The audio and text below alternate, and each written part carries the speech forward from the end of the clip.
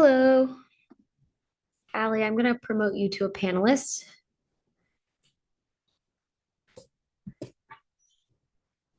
Cool. Oh, yeah, there you are. I can't hear you, though. You might be muted. Oh, Now you yeah. can hear me. Yeah, there you are. I'm gonna Awesomeness. just get set up. Yay. And I see 6 participants. Are they already in? Yes, they are in as attendees. So I'm actually not sure. You let me know who needs to be promoted to a panelist who's on the committee. Okay. I don't see their names. How can I? Yeah, so if you click participants down at I the bottom of the I screen, did. and then you should see a panelists section and an Oh, attendees I section. see the attendees is up in the right-hand corner. Got it. Okay. Jim Fitzgerald is a panelist. Like, also, if there's a panelist who or a committee member who's joined, you can also raise your hand to let me know. I'll promote Jim. And Julie Bean. Perfect. Panelist. It looks like Julie declined to be promoted. Let's try again. But yeah, there's Jim. We made it. Amazing. Selena better make it. Oh, you're muted, Jim. Julie, you should accept being a panelist. Maybe she can't hear me. Yeah, I keep getting the declined. Let's try this again. Hmm.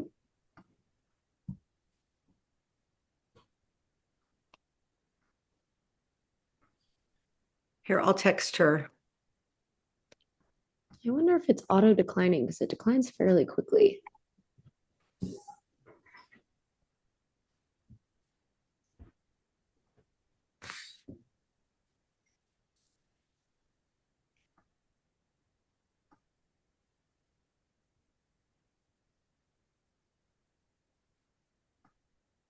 Just gonna say allowed to talk. There she is. Yeah. So, Julie, you just unmute when you want to talk. Soraya, thank you so much. Bless Of your course. heart. Sorry about the hullabaloo today, but No worry. glad I know. we're set up. Crazy. Do we have a clock? Yes, let me Oh, see if good. I can get that set up. That would And be then amazing. Okay, I'm in. Good. Okay. Okay, there's Naomi Nightingale, she's panel, and Lisa Redmond.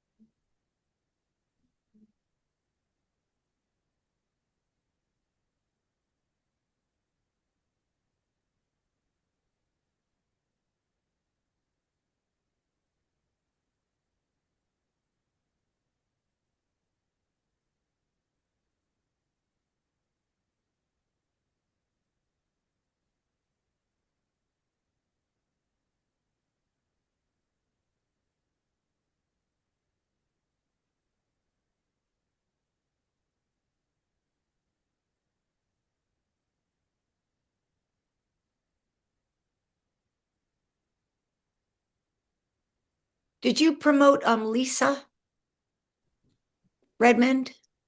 oh, Lisa, yes, I can do that. And Naomi, I don't see her, or is that just not appearing on my screen? Oh yeah, I can see Naomi. Let me promote to panelist and then Lisa Brendan.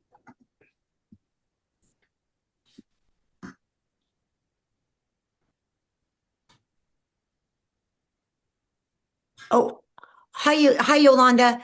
You're acknowledged. It's just we're only promoting panelists in the meeting. So, but thank you for joining us. Is that what you mean?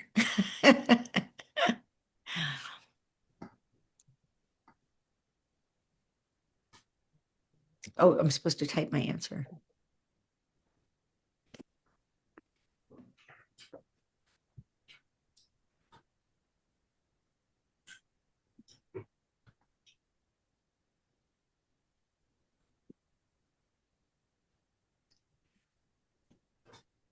Hello, Dr. Nightingale.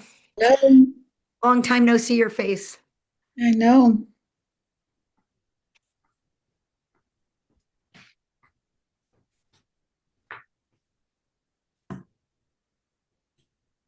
Oh, Selena Inouye is with us, and if you could promote her to panelist. Done. And Soraya, Erica Moore, Are but you- not Gary. But Gary, you're not a panelist. No, my question is, am I running this or are you running it, Soraya? Oh, I can run it. Okay, awesome. Then unpromote. Perfect. Sorry, I booted you mid-sentence. Okay, let's see. So we have, did you get Serena Inouye? Yes, for let me. panelist? Okay. Selena. Oh, I'm sorry. I said I'm thinking of tennis. I'm so sorry. You got Selena and Soraya. I know. I know. Whatever. Serena and Soraya. Wait, it's like, it's like well, how Selena, can is it possible for you to come on live? Sorry, one more time. I'm just asking Selena. Oh, Yay. Just because I've never met you, at least I want to see your face tonight. We tried really hard. I've been at board meetings before talking about rack stuff. Yeah, but I mean, I haven't really met you. I know. Yeah. We'll fix that. Okay. We'll make it happen. So we have Julie, we have I don't know. All right. John Reimers. Where is the Zoom link? look on the agenda? I got it.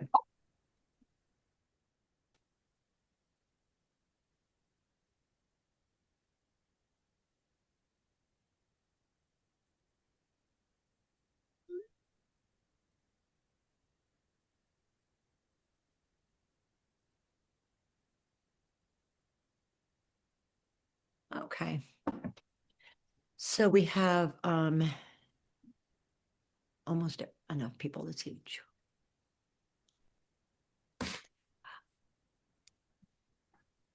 Pat, we need Pat Raphael.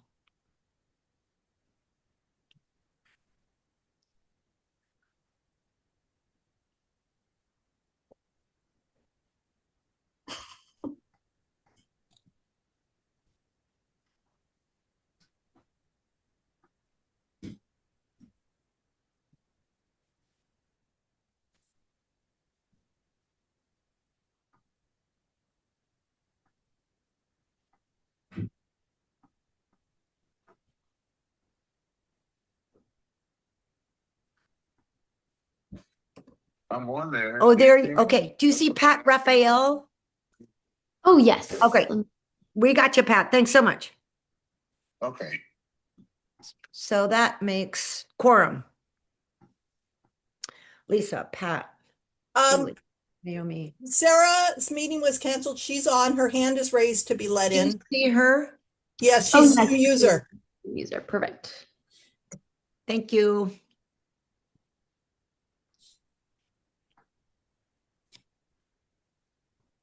Can everybody hear and see me? I can't see you, Pat. I can hear you.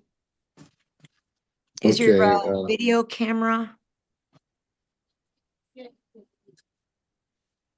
Usually it gives me a video and a microphone. I'm just getting the microphone. That's why I asked if y'all could see me. It's saying that you're declining to be promoted to a panelist. Oh, it never gave me such an option. Let me Maybe see. try again. I'm sorry. Let me Yeah, that's okay. shut this down. Shut this down. Okay. Try again. Let's try. Yeah, it's kind of auto declining. Oh, okay. It's not that I'm declining. it's that it's not accepting my medium. I'm operating from my phone Mm, and it is not letting me join my screen has cracked on my laptop and this is the only option available for me. okay, well, we can still hear you. So if as long as you continue to raise your hand, or we can at least hear you. Oh, good. So he can be panelist? Yeah, or he Okay. can still speak. We could just keep him as on as talking permitted. Okay. So Pat, just raise your hand whenever. Okay, and when I click more, it doesn't give me that option to raise my hands even. If you look Sorry, down at the guys. bottom, Star 9. Ah, okay. And then you push star 9 to take your hand down. Thank you, Dr. Nightingale. Oh, you're welcome. Star 6 will mute you, and star 6 will unmute you. okay, well, since we have a quorum, I am going to call the meeting to order and have a roll call. And Allie Bean here. Is John Reimers here yet? Let me see. Has he been promoted to panelist? Is he there in the audience? Not yet. Okay. Yeah, he'll be joining as a panelist. Oh, good. You see him there? Oh, that must There be he is. Clippers. That's John. Okay. John Reimers. Here. Thank you. Dr. Judy Goldman is absent. Julie Bean. Here. Lisa Redmond. Here. Dr. Naomi Nightingale. Here. Dr. Pat Raphael. No doctor, just Pat Raphael. Okay. And Sarah. Is Sarah here? Is she Zoom user? I am Zoom user present. So Zoom, yeah, I like Zoom user. That's a cool moniker for you. Okay, awesome. Declaration of ex parte communications and conflicts of interest. Do we have any declarations on this board of ex parte? I'm sorry have- you guys can't see me, but this actually came up this weekend. People were making me feel online like I shouldn't be on the committee. There's a conflict of interest since I live in my vehicle. I just wanted to make it clear that everybody does know that I live in my vehicle, right? I've never tried to hide that or keep that a secret. No. And I don't perceive that this is a conflict of interest. I think I can still be fair and can weigh evidence and listen to everything and then render opinion from that perspective. So as far as I'm concerned, I don't think there is a need for a declaration, but it's a small community. There are neighbors online that are, writing op-eds and sending out notices. Like they made a big discovery that I live in my car and that's why I vote the way I vote. Well, and that's also why you're on my committee, Pat, because we want the voice of all of Venice on this committee. It's called the Housing and Homelessness Committee. So welcome, and thank you for saying that. I'm happy I'm not on the internet to read these emails. Did anyone else have ex parte communication? John? Allie, I just want to know if you want me to take notes. Oh, I'd love it. Yes, Okay. please. Yes, that'd be awesome. This will be recorded, but even still, for the minutes, that would be wonderful. Thank you so much. So I have an ex parte. I mean, I spoke very briefly with Zoom user Sarah Mahir, but just for her to really find out she was coming to the meeting. And then I explained to her, because she had not yet received it, because I didn't think she was going to be here, Selena's amazing 27-page information for this meeting. And well, I spoke briefly with you, John, but really just also to tell you to read I don't really know what to call this, but the Proposal. town hall explanation. And then I guess with Jim, because you're a board member, he and I spoke because these three, I'm going to explain, where are we? Wait a second, hold on one second. I just want to see where we are. Oh, I have to go to approval for prior minutes before I speak. Okay. So I spoke with Jim Fitzgerald, who's just another VNC member about this because his committee will also be involved in the town hall. And Selena, but that's not a board member. Is there anyone else who has a ex parte or conflict of interest? Okay, then moving on to approval of prior minutes. Can I have a motion for the approval of the prior minutes? From anyone on the committee? So moved. I'll second. Nightingale, who seconded? Sarah. Sarah seconded. Okay. All in favor? Aye. Aye. Favor. All opposed? Okay. The prior minutes. I'm going to abstain. Okay. So now we are moving on to the chair report and welcome. Well, first of all, welcome everybody. Just so that everyone understands what this is. The town hall on our RVs in Venice is a motion by Selena Inouye, who is kind enough to have done an enormous amount of research and writing. This is coming out of the Parking and Transportation Committee. And the reason that we're getting together tonight like this is just because we're trying to move this forward as fast as possible for the first week of April, which means we have to, anything that we need to take to the board for budget or for anything that we might be sending to the community that needs to be voted on by the VNC would have to be next month. So I happen to have this meeting free because St. Joseph's was scheduled for a kind of town hall meeting tonight, and they couldn't because of the count. So that meeting with St. Joseph's, which is going to be a bigger meeting, is going to be at the end of February, the last Monday of February, the 23rd. And place to be announced right now, it's at Penmar, but because of hearing, we might move it to a better facility for hearing. That being said, again, this is Selena's motion, which I'm going to read to start to sort of kick. Is Officer Gill here, by the way? Has he been moved to panelist? Officer Gill, if you're here, could you raise your hand? There is a hand raised. I see a hand raised. Oh yeah, we have. Can you promote Officer Gill to panelist too? It's a phone number that was raised before. Oh, yeah. He has his hand raised. He put something in the chat. Okay, It says, what "Hello, fellow Gil is present. Zoom not allowing me to log in." It's Huh. his man. His Oh, it was iPhone. Let's see. yeah. I'm gonna say allow to talk to iPhone. iPhone, is that you, Officer Gill? Looks like you're Yes, muted. this is me. Great. Oh, great. Yay. I'm in. Thank you so much for attending. Officer Gill, actually, because being the incredibly concerned and amazing officer that he is, he asked to join this meeting. And, you know, should we get to any kind of questions that certainly I can't answer, but maybe even that Selena can't answer, I was hoping that the CD11 rep, Casey Prats, would be here, but she had an emergency, so she's not able to join us.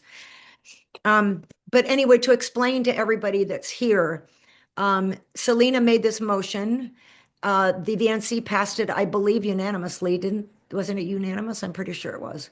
To have the town hall. And the CD11 office has graciously accepted that they're all going to be there, Juan and Casey and Sean and Tracy Parks. And we're also inviting through Selena, the mayor's office, the Department of Transportation, and Officer Gill, and I'm not sure whatever other officers that, you know, that have already been involved with you all in this motion. And then she graciously asked Jim Fitzgerald, who's head of the Health and Public Safety Committee, and me, being head of the Homelessness Committee, to all collaborate on this town hall, since it really stretches. Oh, I'm sorry, and Erica Moore, of course, who's going to be organizing the outreach as the outreach chair, to all collaborate on how we do that, how we get the outreach, how we get the word out, all of that, and what will be covered in the meeting. And so instead of meeting privately only, I just thought it would be great, since I had this time open, for us to all openly collaborate with the community, so that that nothing's being done in secret, that we're all trying to get together on everything, and like that. So I'm going to start, if it's okay, Selena, just by reading your motion. Is that okay? Excuse me, Ally, are we skipping public comment or are you moving? Oh my gosh. We are indeed. Thank you, Lisa Redmond. So we are not skipping public comment.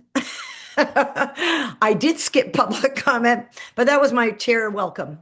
So that was supposed to be before public comment, but we will not move yet into the next thing. So these, please raise your hand for public comment for items only not on the agenda. So not items about RVs, but items for things not on the agenda tonight that you might want to bring up to this lovely group of humans. Are there any hands? Because I can't see them. Yes, I will first unmute. It looks like there's a phone number. I'm going to say allowed to talk, and you have 1 minute to speak. And you are permitted. Can you hear me? Yes. All right. People of California here. So, without addressing the RV element of things, I would like to say that Venice was once a far more diverse community, both racially and economically. And what we're experiencing are the effects of gentrification, which is largely driven by real estate speculators, people who are making money on their house or on multiple houses or on apartment buildings, like one member of your board, particularly, who seems to have a jihad planned against the unhoused. Now, if people can't live wherever they happen to be, if their houses are, or whatever their tents are called, encampments, and they're constantly forced to move on a forced march, and of course, they're not being forced to move everywhere. They're being forced to move out of the coastal zone, where we all have a right to be. Coastal access is a right, goes back to the Magna Carta, guaranteed in the state constitution. So what we hear about these people, oh, let's send them to the desert, let's send them to the airport, places where we're not allowed to be. These are all people who have... I'm so sorry, honey, but your time's up. Sorry. We have to stick to the 1 minute on this. Okay, well, they have their ideas about how to fix things before they've even understood the problem. Thank you. Okay, thank you. Are there any more? Yes, we have Lydia. Okay. I'm going to say allowed to talk. Great. Lydia, you have 1 minute. Good evening, relatives. I am here to share with you a film debut a couple of Wednesdays back downtown LA, Crushing Wheelchairs by Poor Magazine up in the Bay Area, Oakland, California, to be exact, of the houseless. They like to refer to themselves as houseless. If there is anything to help you and anybody who can't understand the capacity of the inhumanity of a lot of the agenda items on our neighborhood council, that movie would be it. It would induce you to back to yourself, of your heart and your spirit, of your prayers, and all the healing tourism that people do from Venice. With that being said, we're gonna host it here in Beyond Baroque. We're settling on some dates, and it's also being shown at UCLA. There'll be an opportunity. I'll share the link with Allie and those who are interested, but also it's mostly for the ones who aren't interested, who should actually see this. And I don't know. I miss Could I get the name of the movie again? Crushing Wheelchairs. Thank you. And thank you for your time. Thank you. Thank you. I'll post that on our committee page. Are there any more? Looks like we've addressed everyone who's raised their hand. I think there's one lingering hand from the phone number, but of all, it looks like we've addressed everyone. Okay, great. Thank you so much. If it's okay, I'm just going to read your motion, Selena, and then I'll ask you please to just sort of get us going, and we'll have a conversation with the community. So we're going to have questions and answers after the board members all here, the ones that are on the panel, and Officer Gill have a conversation, and then we're going to open up for questions and comments and ideas after Selena sort of proposes her plan. So I've got this one page of it. Based on stakeholder public comment on the October 2025 meeting, a suggestion for a VNC town hall on the issue was made.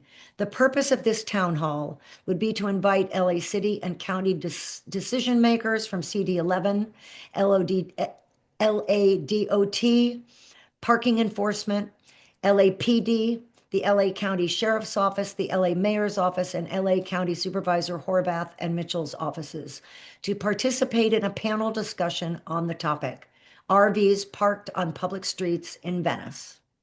The discussion would be about parking policies and enforcement, with the focus on how this issue could be more effectively addressed and how better outcomes could be achieved. Community members would also learn how they work in partnership with the city and county leaders and departments to address their concerns. This topic involves many different aspects, including street parking, posted limits and restrictions, RV storage, sanitation issues, requests for LAPD sheriff and parking enforcement assistance, parking tickets and other citations, and homeless outreach. Motion. The VNC Parking, Transportation, and Infrastructure Committee requests that the VNC Outreach and Event Planning Committee research the feasibility and proceed with the planning and organizing of a VNC Town Hall meeting on the topic of RVs parked on public streets in Venice, a discussion of parking policies and enforcement in the spring of 2026. And after this motion, Selena made this quite extraordinary 27-page document, which is in the supporting documents with the agenda for those of you that haven't read it. But welcome, Selena. I'm so happy to meet you again. But Thanks. So first of all, everything after the colon from that parking committee motion that got struck by the committee. So the topic is just RVs parked on streets in Venice. Okay. So when I've talked about this, and I've talked about it at Parking and Transportation, and I've talked about it at the Outreach Committee too, the idea was to have a panel discussion. We invite city and county decision makers, and we collect questions from Venice stakeholders on this topic. And we basically ask the decision makers the questions that we collect from the stakeholders. This would be a moderated panel. So in the draft town hall event plan document that I've started, we had a couple suggestions for who could be a moderator. In that document also is a list of people we want to invite. All of these things are draft, right? So if people have suggestions for moderator, I'm sure Jim and Allie have people they want to put on the invite list as well. That's the basic idea. I really want this to be stakeholder driven.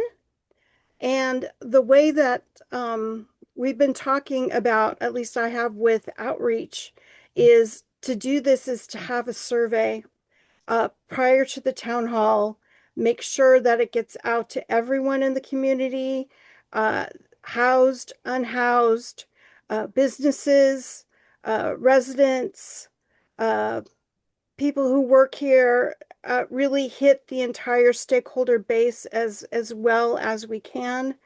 And then what Ali, Jim, and I are going to do is go through that survey and categorize all of the questions into categories and look at what the most asked questions are and then put that together as a list that will be sent out to the invitees prior to the town hall, so they know what they're going to be asked and they can prepare answers.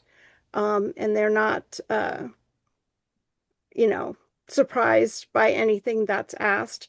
The other thing, though, is that I envision giving all of the information that we collect through the survey to the city and county decision makers at some point too. So they'll have all of the survey results.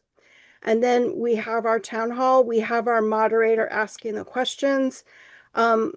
Where one of the other decisions we need to make is the venue for the town hall. Are we going to do it in person? Are we going to do it on Zoom? Are we going to do hybrid, Zoom and in person? There's benefits and challenges to each type of venue. And we do have to send another motion to the board to ask them for the money to be able to do in person, because we've got venue costs, we've got security costs, which we don't have with Zoom. But I'm amenable to do it however the majority wants to do this.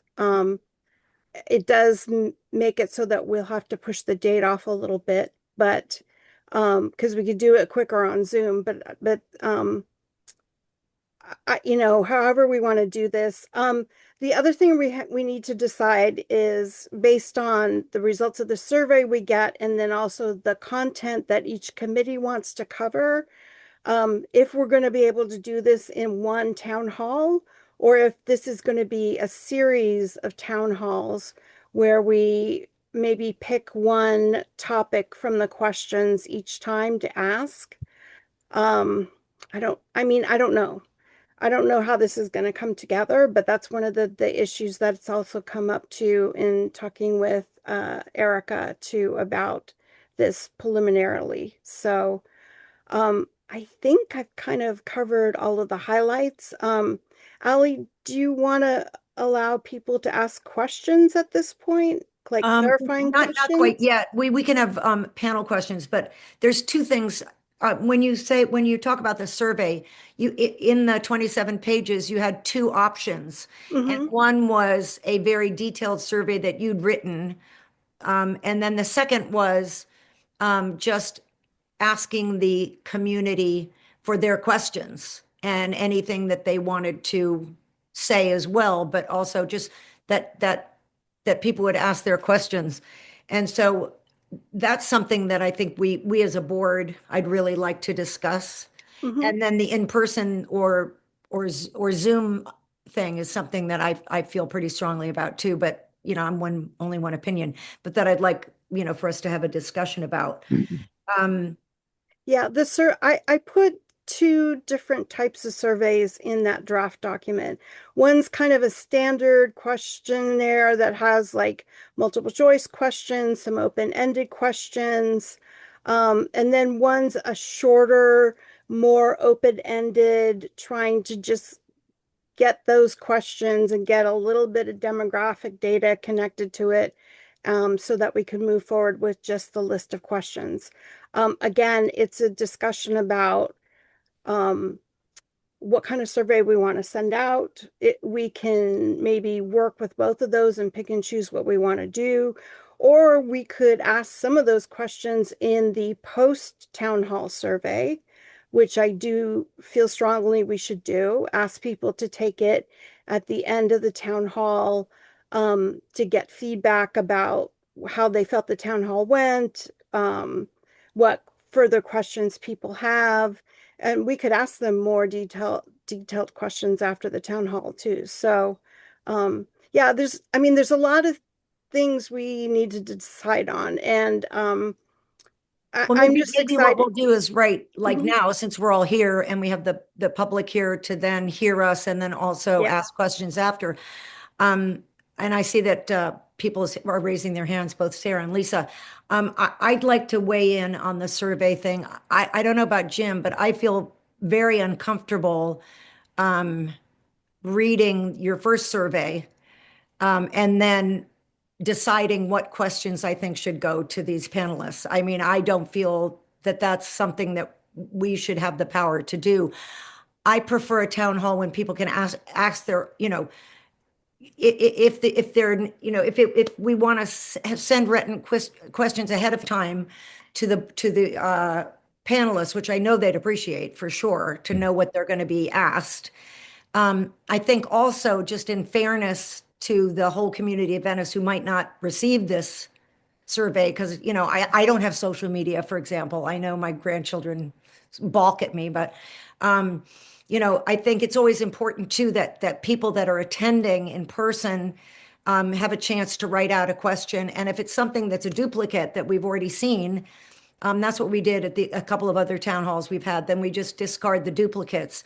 But I think it's important for people's voices, to be heard. That's my personal opinion, and I don't really want to edit it because I think there's already a misunderstanding in our different committees about biases, and I think that we've really got to fight that.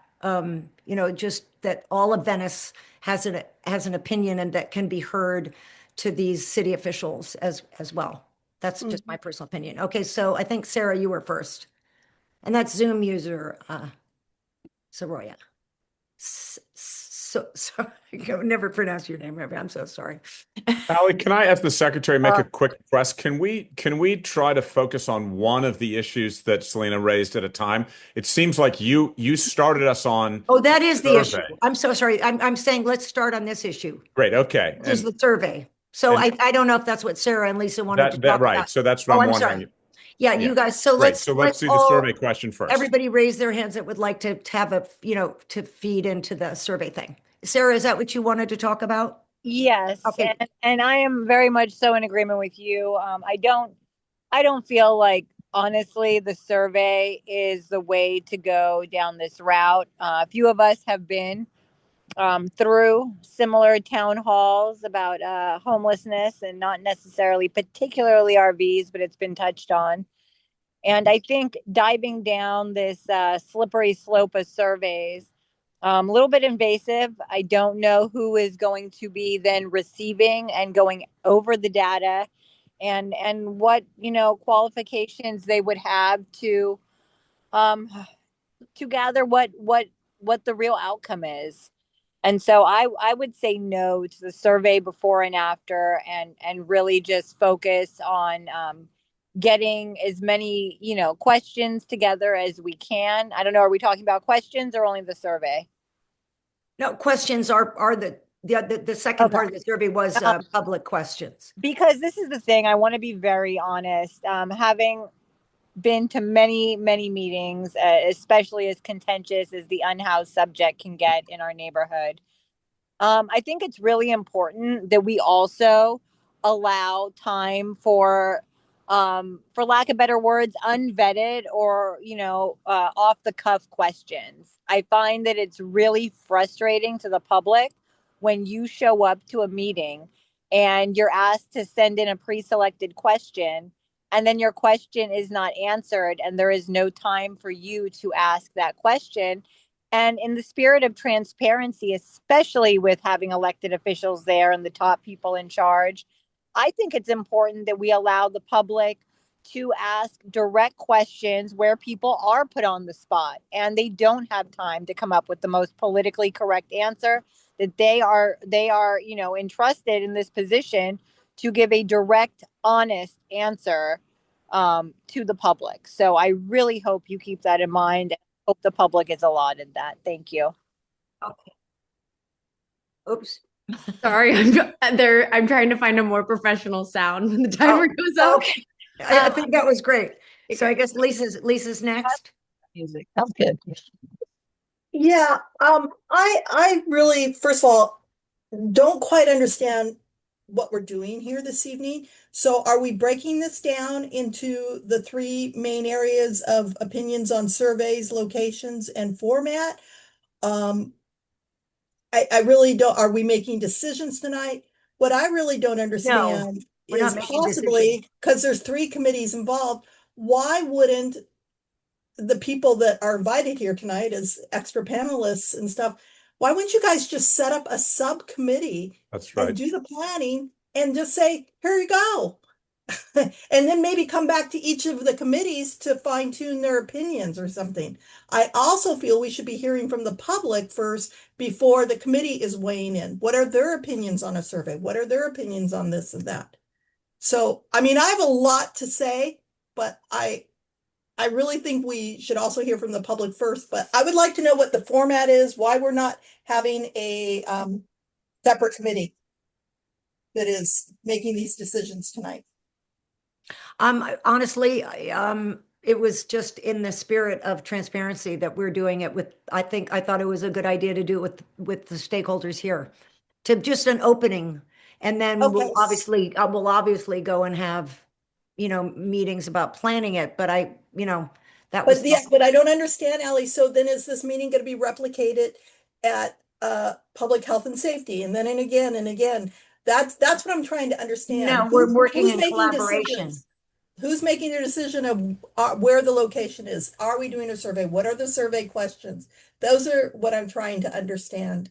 Well, we're hoping to hear from people tonight, and then we will, as three committees, decide all those questions, like where it should be. Again, I think it would be much easier if, in my opinion, this is 3 committees and it's going to be replicated, and still no decisions are being made because there's 3 different committees all weighing in, that it might be better if you guys all set up a subcommittee to make these decisions. Well, we sort and of bring are. it to your committees. But anyway, I guess since we're not going to the public first, I will weigh in on surveys. I don't think it's necessary. I don't think it's necessary to know if somebody is trans and they want RVs off the street. I don't think that serves any purpose. To a survey, I think pretty sure that the public officials have a pretty good idea of what people want and don't want in their opinions about RVs on their streets. I just think that we get into a really messy thing, fine tuning a thing. But I don't mind people sending in questions in advance to get the ball rolling. But I really feel like Sarah does, that people need to be able to be asked their questions that night and come up with their own questions. Okay, thank you. Jim? Yeah, Ally, per the agenda, it looks as if it's supposed to be a committee panel and then open up to the public. Well, that's what the agenda said, yeah. Oh, but Jim's not really the public. He's the head of the public safety committee. Oh, okay. I thought He's committee a meant panelist. homeless committee. Fair enough. Okay. No, it's not just homeless committee. Great. It's the whole group here. Yeah. I think first, I think if you're a stakeholder and you have a question, we should hear it. I think that's what I want to see on the survey is what are the questions? I think in the beginning, when the public, they said, a lot of people are talking about issues they don't understand. I think that's a lot of what we need to do in this town hall is. So I think as we put together these questions, I think a good chunk of them are going to be informational. I don't understand a lot about what happens on the services side. I need to learn about that. So I think to set expectations, we're going to have to pare down to a limited number of questions. Half of them might be just kind of informational. The other might be, people who have questions, advocate, have you thought about this idea or that idea? The more of those questions we can get in, the better list we can narrow it down to. I think we should treat it.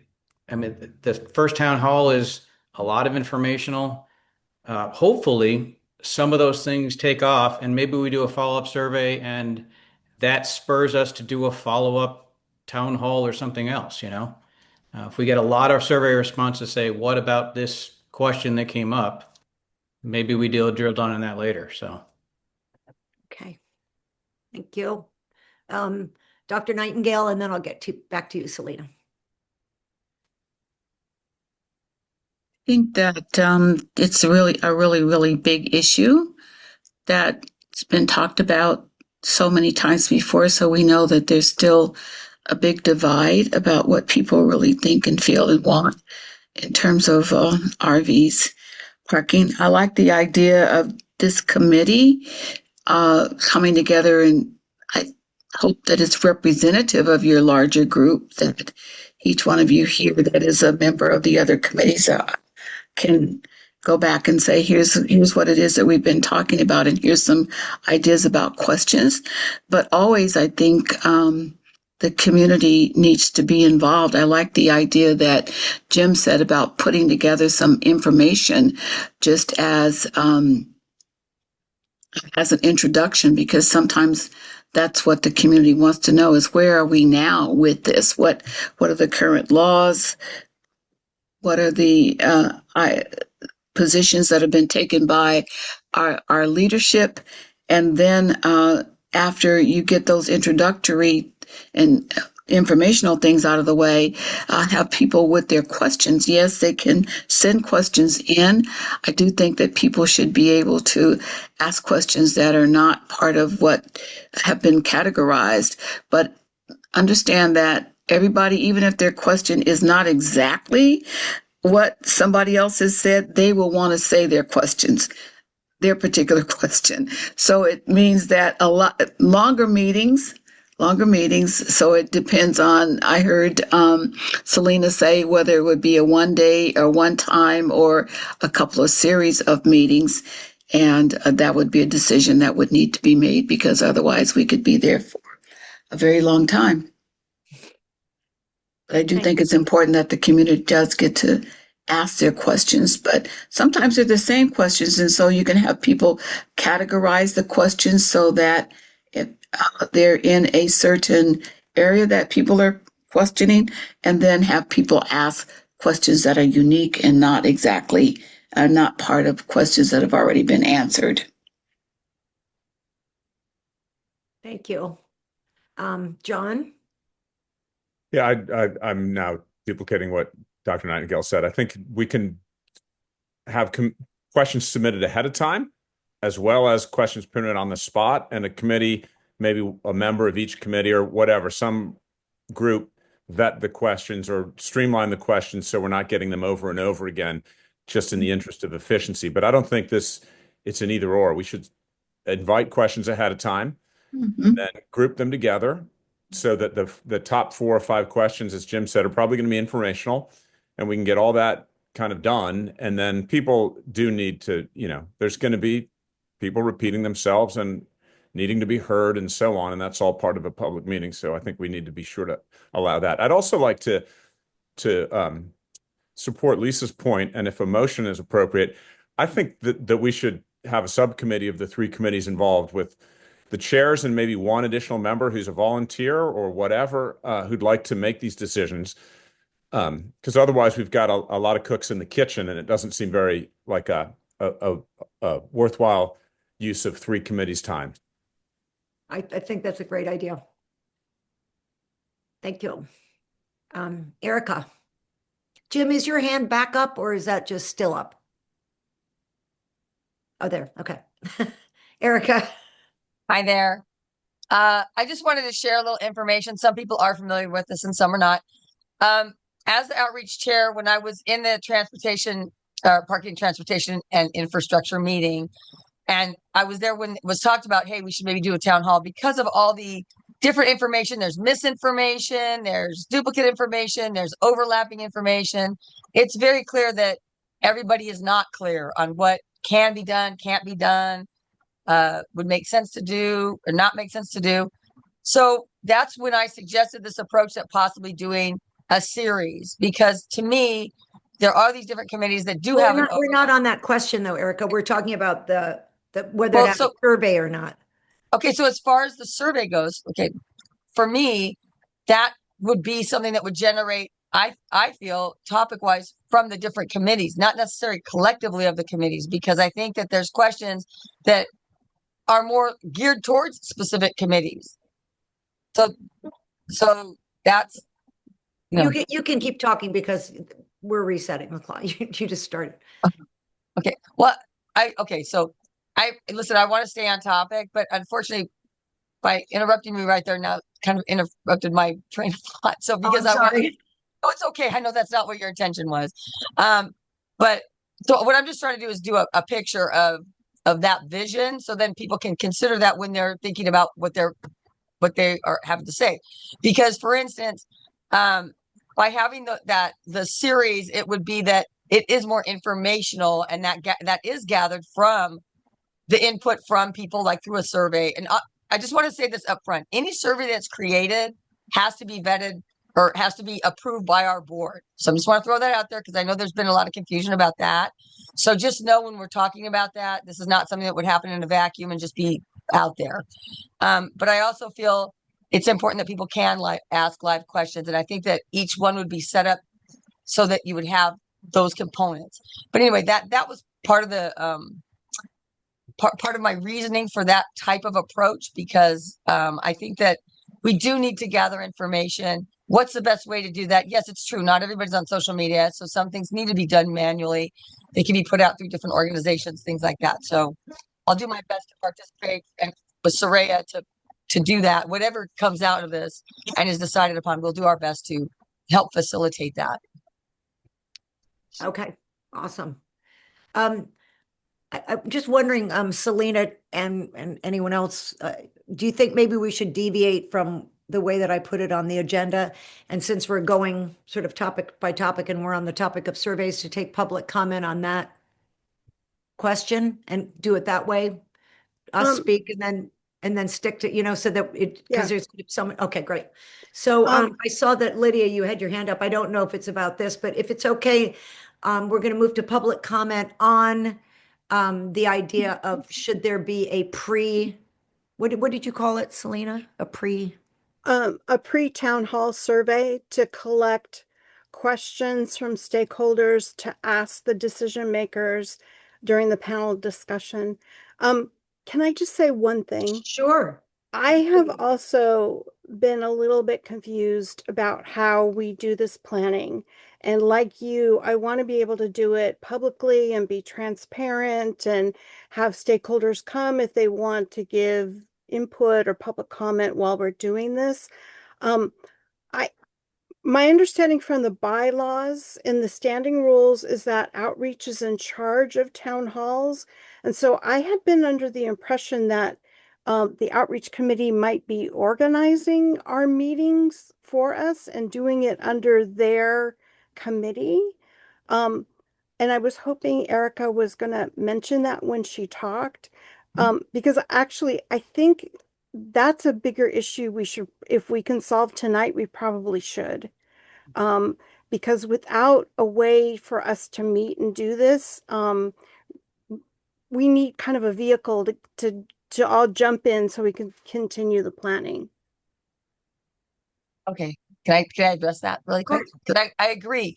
That was kind of that was the focus originally, was there would be the 3 different committees, and then I would facilitate that. You guys would have a breadth of your own committees, focus, but at the same time, then we would do a cross section. So like a subcommittee, like people have been saying. Yeah, absolutely. Because the thing is that but what has to come into alignment is how this is going to be, because in person or Zoom are very different. And so that requires a whole different type of interaction for me as to how I participate with you. Does that make sense? Because I wouldn't be holding meetings for you. It's a matter of that you focus on what the topics are for your committee that relate to this and how we break it down. And then I'm the one who facilitates how that is put out. You know what I'm saying? Disseminated. The information is disseminated. But I don't create the town hall for you. That's not how it works. I help with like the location and the logistics and making sure the communications are in order, with Soraya, that, she's got her things that she's going to need. We work together to make all of that happen, but you create your own content and you create, and which together, obviously, I think you guys need to work together, because you don't want to mirror things or not address things that need to be addressed that are impacted by the other committees.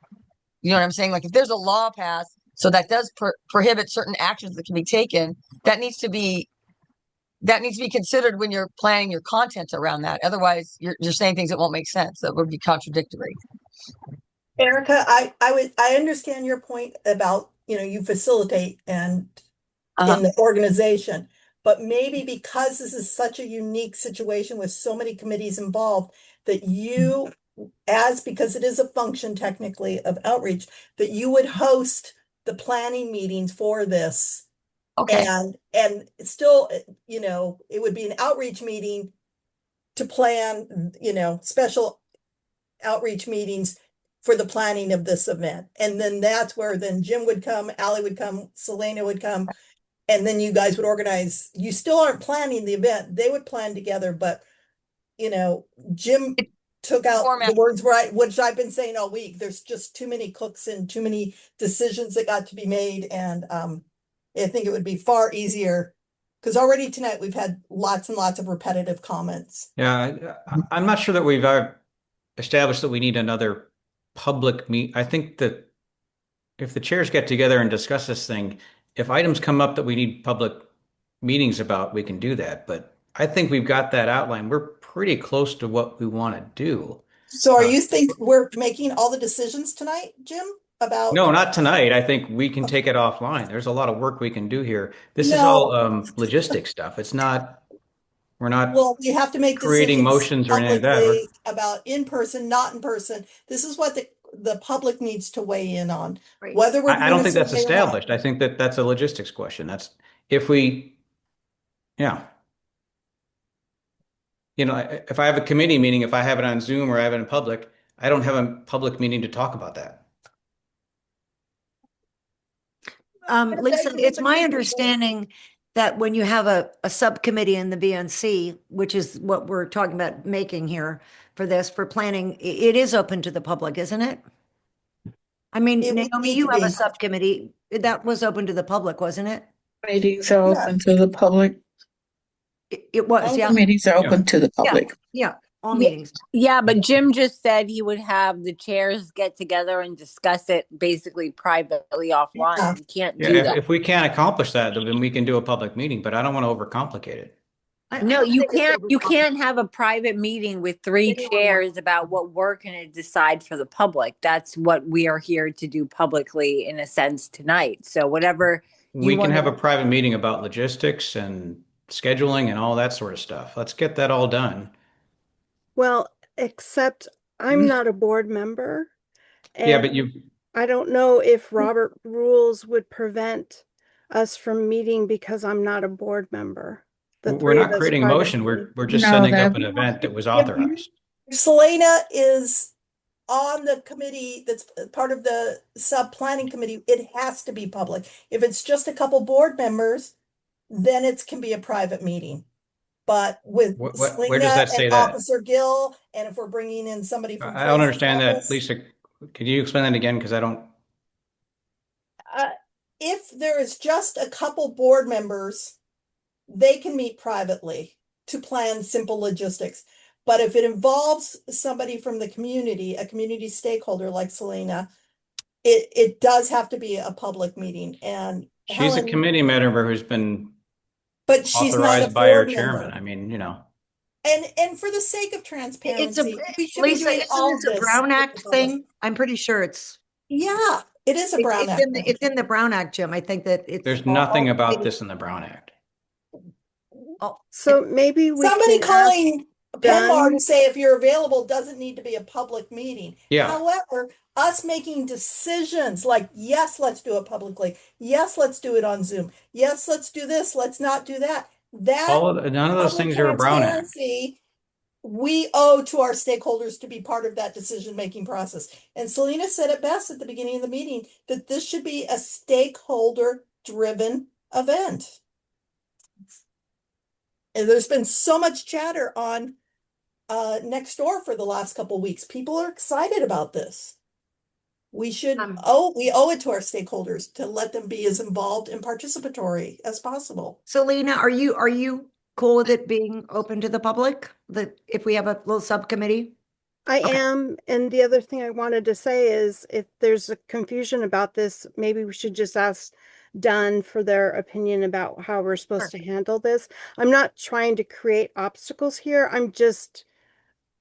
I'm confused about what the process is in terms of how we operate. That's all. Gotcha. As I suggested to Erica, she just hosts it as an outreach special committee meeting for the planning of this event. And then we're not skirting any rules. She might have a regular outreach meeting and then a special outreach meeting for Okay. this event planning. cool. And then we're not having to we'll check figure with it them. out. If And we we'll, want to create a subcommittee, don't we have to go back to the board for that? No, that's an ad hoc committee. so we'll have Erica. You can figure And that out. I'm happy Anyway, to do I'm that. gonna Yeah. I'm gonna now move on to public comment, but on this particular aspect, which is the survey, as opposed to so there's Celine, I don't know if all of you got to read the supporting document. I hope so, but there was a survey that was quite lengthy that could be sent out as a pre-survey, or there was another shorter survey, basically that, you know, what was your question, and did you have any personal experiences that you'd like to share? And I can't remember. There were 5 things, Selena. Do you want me to bring the document up so we can show everybody? Sure. Okay.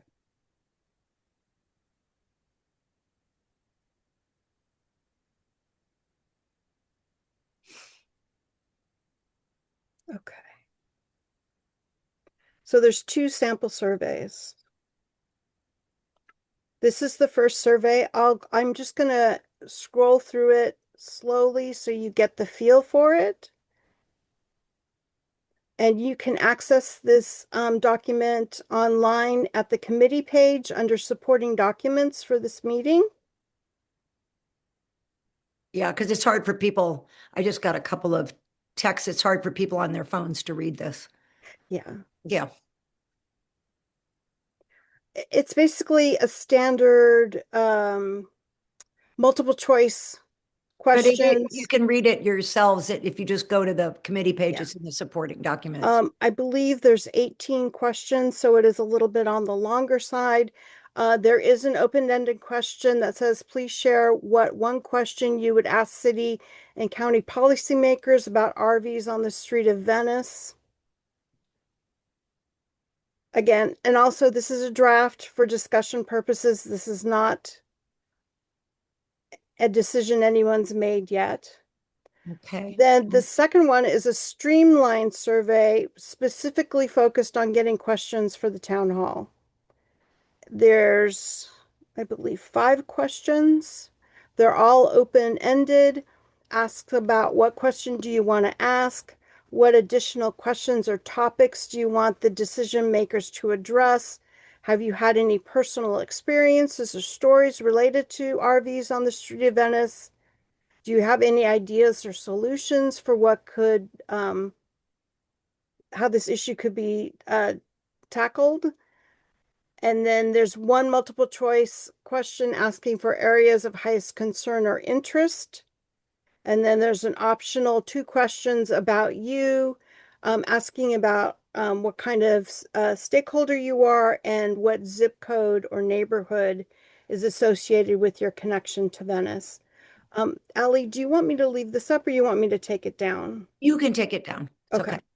Because hopefully, and I personally would like to add a third possibility to add to the other survey for the people that hear about the meeting that did not get the survey, for there to be an option to ask to arrive, write a question on a 3x5 card, and if it's a question that hasn't already been covered, for that person to be able to ask it live. That would be something I'd like to add to the second one. But okay, so Lydia, I see your hand up. I can't see the other hands, but is it, so this is to the question of Yes, I survey. understand. It's about the Thank you. survey. Thank you.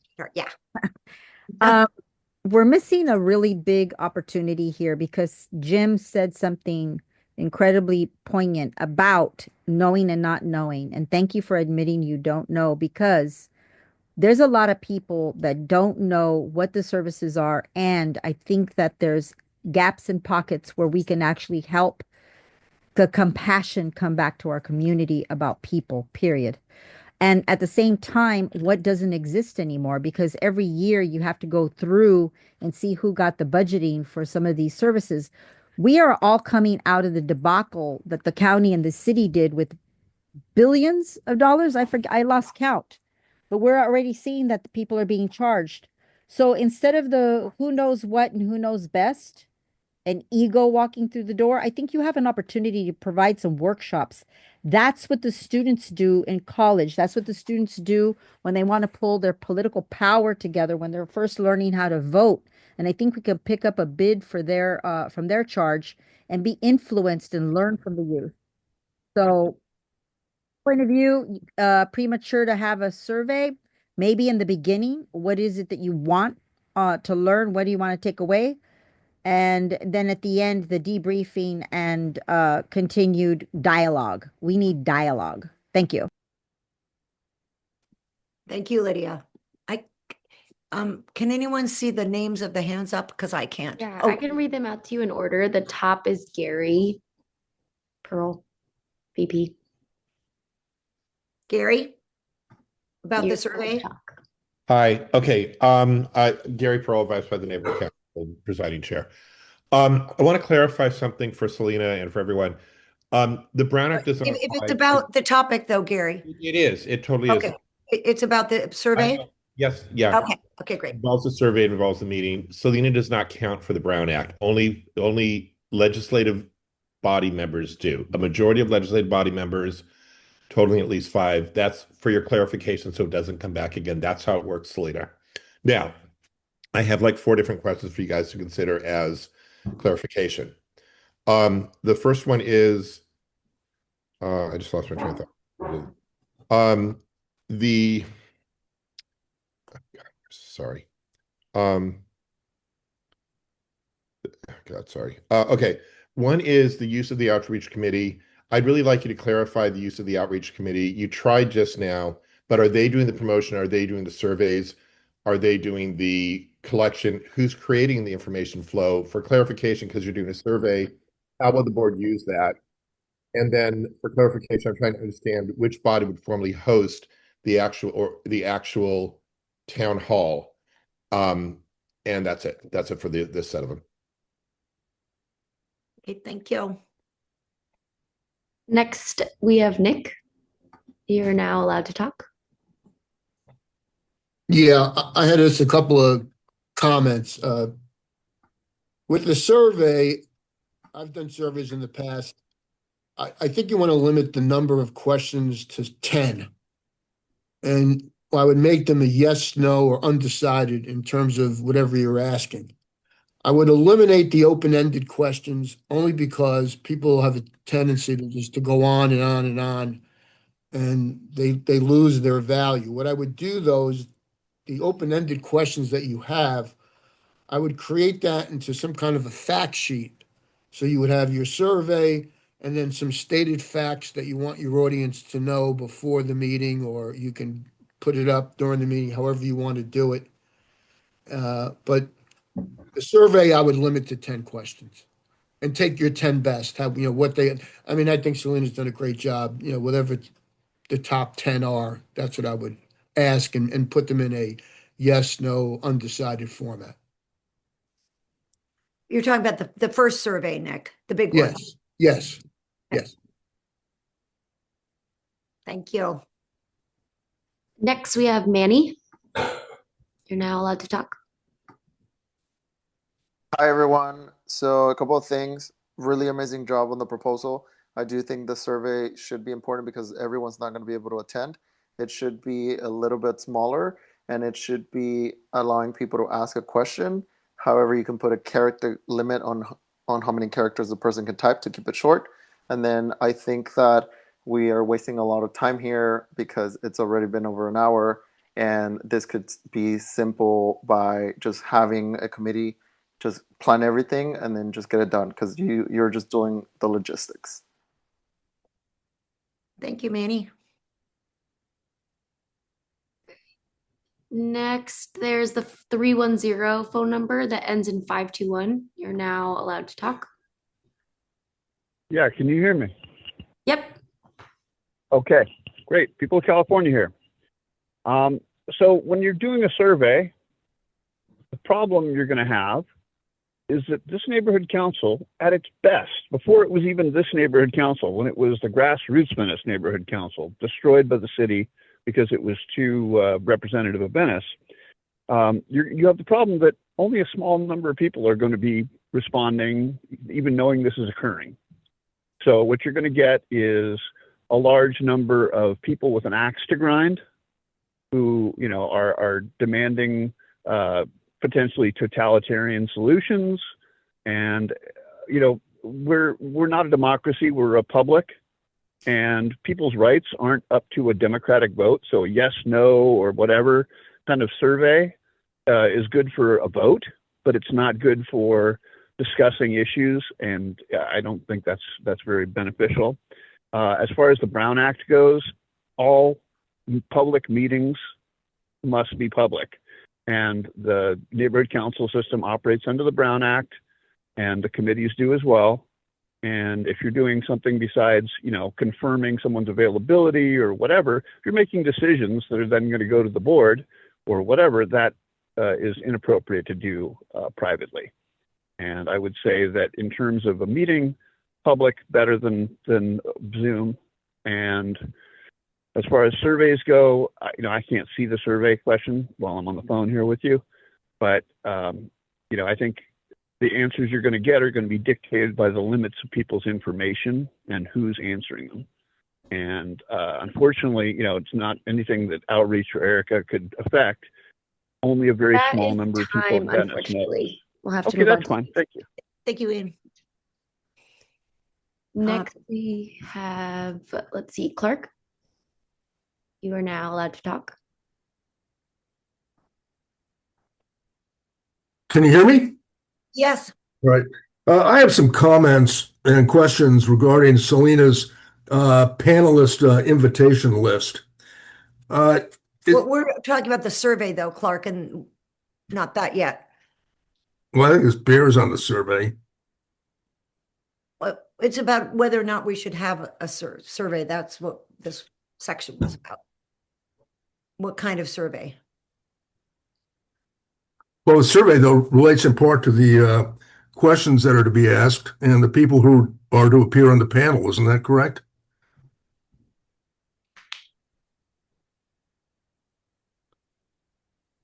I don't know how to answer that.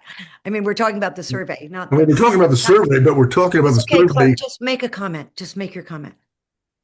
Well, I wanted to make some comments regarding regarding Selena's panelist invitation list, which I think relates to the survey, relates to the Okay, so go ahead. content of the survey. Make your comment. Okay, these are my comments. I think we've got ample law to enforce what has to be enforced with respect to these RVs and OVs. The issue is dealing with the obstacles to that enforcement. And that in turn turns on who you're going to have on this panel. Selena has listed a number of people, and I think the panel should be restricted to the following, who can best comment on these obstacles to enforcement of these ample laws we have to deal with these RVs and OVs. We should have Tracy Park to comment briefly on the obstacles which so far have presented effective enforcement. We should have Brian Hale from the Department of Transportation to talk about the problems his department has in enforcing the ample ordinances we have. We should have Captain Can I have a little more time? Because I had to argue to get on this thing. Yes. Thank you very much. Appreciate it. We should have Captain Eppolito, who obviously can testify to enforcement of these ordinances. We should have a senior staff member from the Department of Sanitation who can talk about the problems that department has. In terms of moderator candidates, I suggest Brian Ulf and Lori Perez, who Selena has identified. Yeah, we're not into any of that information though, Clark, but okay. And just all the people that you just mentioned are in the supporting document. Selena already meant they're all listed. But I think it's important for the panel to give consideration to it. In any event, I've made my comments. Thank you for your time. Thank you. Next, we have Angela. You are now allowed to talk. You're muted, Angela. Hi, sorry about that. No worries. So here's my thinking on the survey. I think you do need one. I agree with Nick, you need to pare it down. Um, and just to get a sense of who it is that's asking questions, but I disagree with him. I think you really do need to include the opportunity to ask open-ended questions of the panelists. And the reason I would do that in advance is I think my experience with this, my reporting with this suggests that people have some pretty complicated questions regarding protocols for enforcement, regarding what resources are available, and to sort of unload these onto the panelists the night of and not give them a chance to gather that information in advance, I think is just counterproductive. So that would be my recommendation. I would, Selena did a bang up job, but I would pare that survey down by about a third or 2/3 maybe. But no, absolutely, you need a survey. Thank you. Great. And last of the first time speakers is Steve. You are now allowed to talk. Thank you. Good to be talking to everybody. A survey can be quite useful if it's statistically relevant, and I think that's the biggest challenge you're going to face is, are you going to have a statistically relevant survey? If you don't have enough people answering it, the numbers aren't going to mean anything. I believe it's important to use a Likert scale. So a Likert scale is 5 points. So strongly agree, agree, undecided, disagree, strongly disagree, or always, very often, sometimes, rarely, never. That gives a good balance. The Likert scale is a valuable tool. I would present the results. I would not necessarily use them to gather questions, but I would present the results.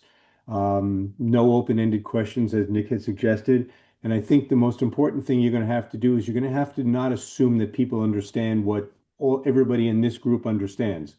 I'm going to guess a lot of people don't understand AB 630. I'm sure that a number of people are not able to explain LAMC 41.18. You all can do that, but a lot of people who you're going to be asking on the survey don't. So I think it's going to be very important to have a paragraph that explains it if you're going to reference it in the paper. That's it. Thank you. Hey, thank you, Steve. So that's all for public comment for the first time, and I don't see any additional hands raised. Dr. Nightingale, is your hand still up, or do you have a new question? I just had a question. Some of it's been answered by Steve with the recommendation about the Likert format, but how is the data going to be analyzed? Is it going through an organization like SurveyMonkey, or how is it? How's the data being collected and analyzed, and has that been Do you decided? want me to answer? Yes, please. So I used AI through Polco, Polco. They are with cities. They've worked with the city of Gardena. They've worked with Metro, and they do surveys for cities. So Selena, you're breaking up. They did a survey about homelessness for the city and services for people, unhoused people in their city. Unfortunately, Polco cost $10,000 to use their services outright. So I used the and I got some good based on their previous experience. The limitation that we have, right, on neighborhood councils. If we have volunteer stakeholders who have experience with surveys and with analyzing survey questions, then we want those folks to volunteer to help us with this task. What we wind up usually doing is putting the survey on a Google form and collecting the answers, and then basically would fall on the planning committee to analyze the survey results. But I've already found a volunteer who could help us with video recording if we do a live town hall. So it's possible that we could find volunteers in our community who could help us. Do you know someone, Naomi? I do. So I do.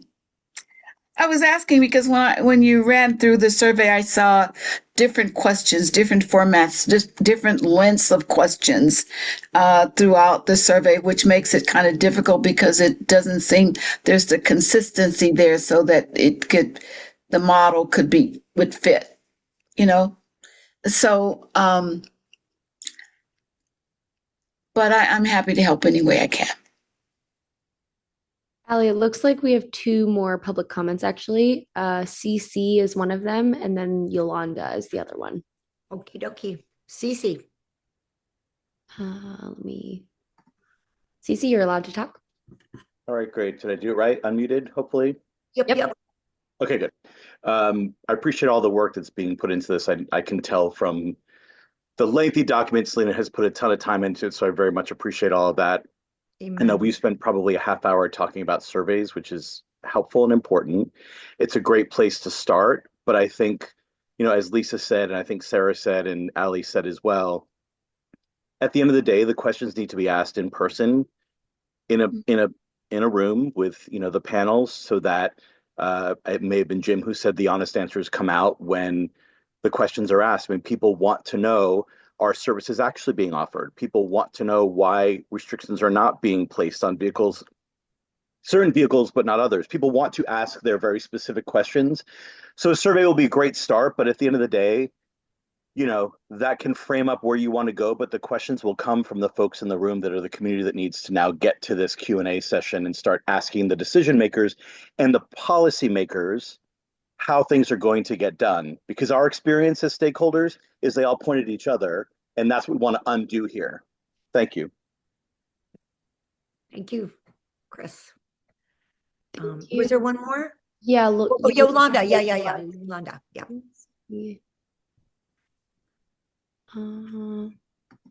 I can't find you in the. Oh, there you are. Okay, Yolanda, you are allowed to talk.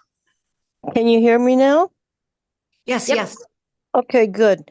All the suggestions are good. Selena, that we've had town halls in the past, and I'm in agreement with Nick that we need to reduce that survey. But I have to tell you that this week I've had like about 6 people come to my home asking me, they are as well tenants and homeowners. Basically, it's very simple. I think many of us have seen the results of the removal of the RVs and the people that have done a lot of, for clarification, okay, that have been put into housing. We had families that have finally been put into housing. They didn't want to accept, but it had to be the right housing for them. They were coming from out of state and they were parking in front here in Venice. But basically what you have right now, they want solutions. Number 2, they want public safety because they've been getting into the homes.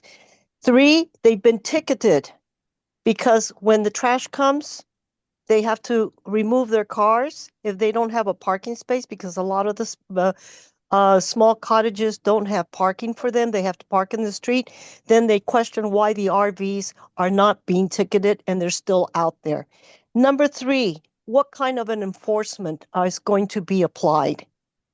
And this is what they're looking. They're not looking for a town hall for people to come and speak. These are the solutions that they want to see in this town hall. And just specify that this is only for RVs. And then the robbery and the stealing of the lines that are on the streets. Is there a time up? Yeah. Oh, your time's up. Sorry. It's okay. I'm fine. Okay. I got in. Okay, good. There are just a few questions in the Q&A that I don't know if anyone wants to take a stab at asynchronously, but then we can move on to the next piece. Selena, let me see what they are and see if maybe you want to answer them.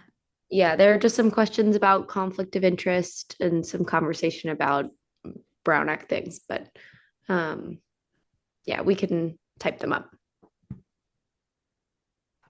So can you Will see them, somebody please Selena? address those or just read them since I can't see them myself? Yeah, we have anonymous attendee had a question around, I'm just going to read it out loud. I have a process question regarding conflicts of interest. Some members of this committee have publicly advocated specific positions on homelessness and RV living outside of this body, including opposition to enforcement and support for RV habitation as a lifestyle choice. Given this committee is advising not only on homelessness, but also on RV policy, parking, and enforcement, what safeguards are in place to ensure that those publicly stated positions do not unduly influence committee discussions, agenda framing, or the direction of the proposed town hall? I'm realizing now this was not on the survey, but You addressed that perfectly. He already mentioned it. It's been discussed. We all have different interests and come from different backgrounds. And I believe the chair set up a very balanced committee of a wide variety of interests and beliefs when it comes to homelessness.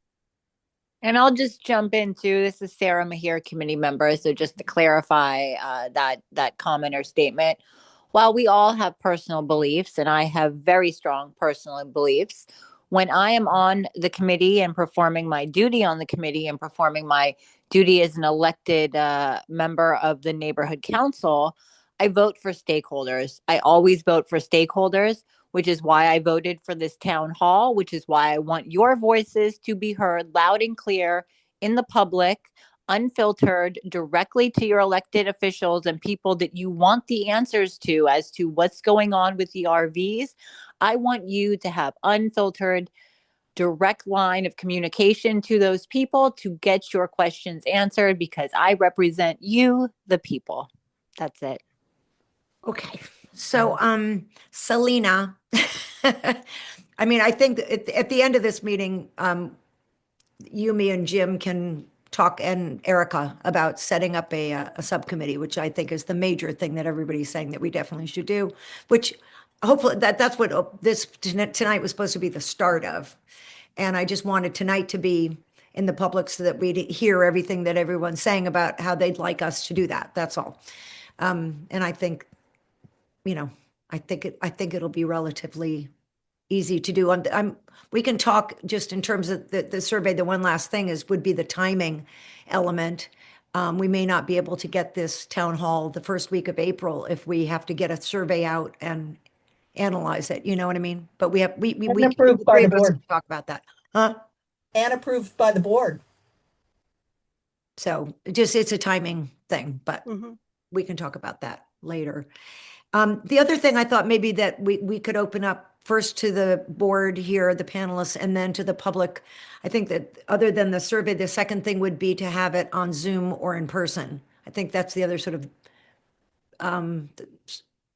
biggest question. And the rest of your research is so great, and I think it kind of goes without needing too much discussion. But I leave that up to you, Selena. How do you think that would be another good thing for us to discuss, or you tell me?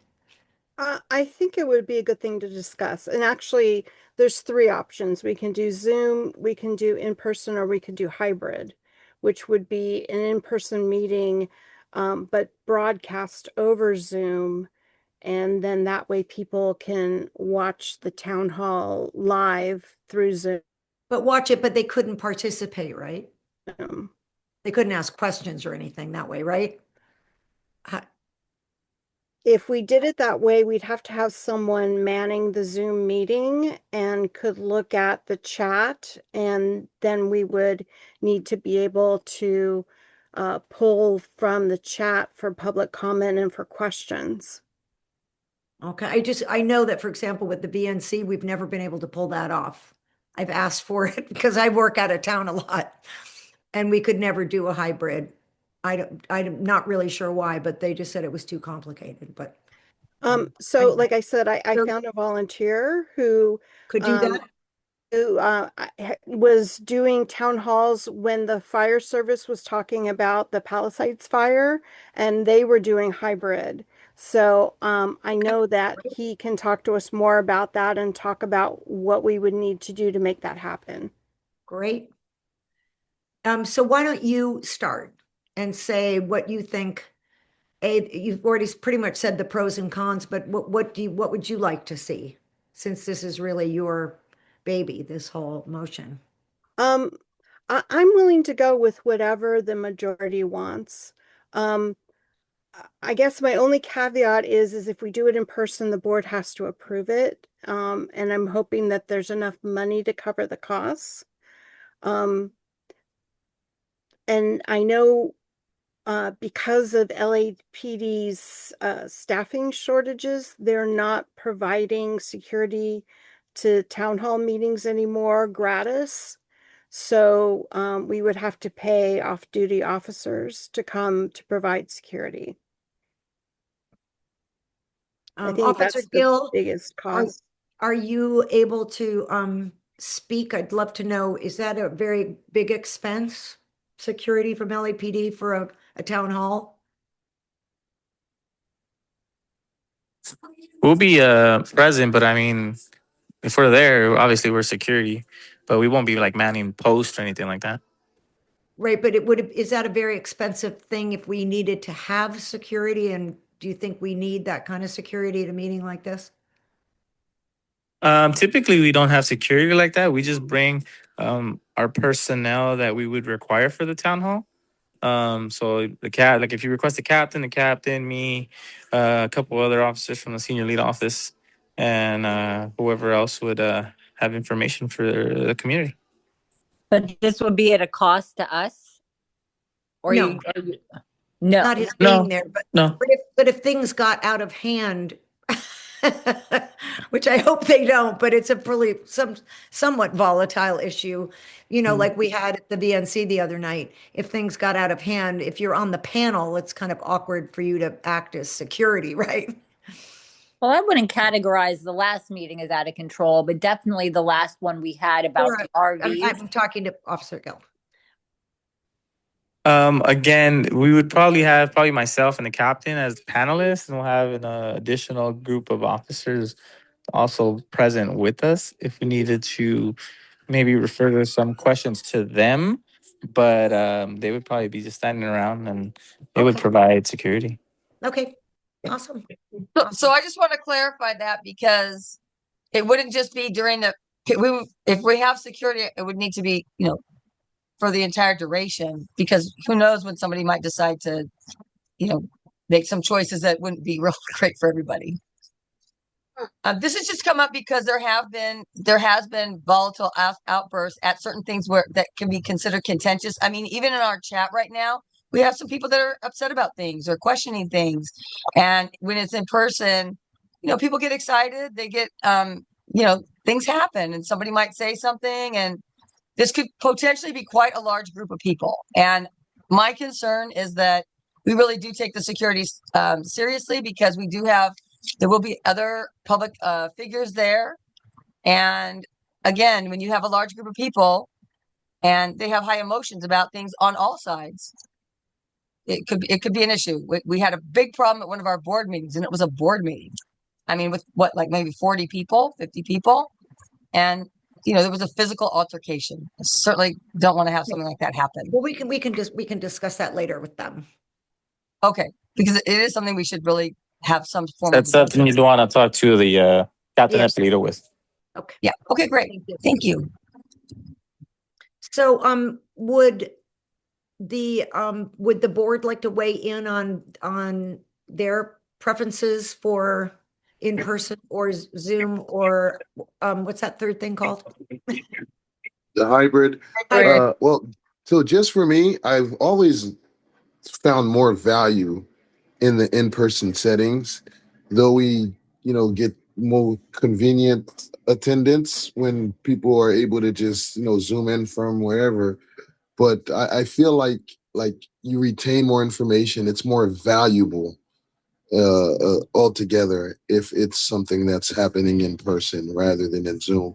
So we could maybe split the baby by doing it in a hybrid format, for those who absolutely could not attend, but let's try to, as much as possible, get people to show up and talk about it in person.